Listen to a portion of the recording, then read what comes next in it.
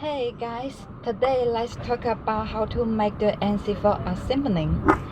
First, strip the cable cover and the end of the cables to make sure the conductor is free for scratches, gaps, cuts, or other damage.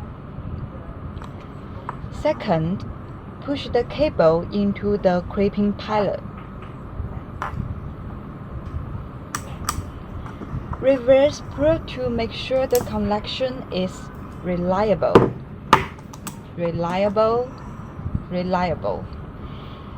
Second, insert the cable hand into the Mc4 connector.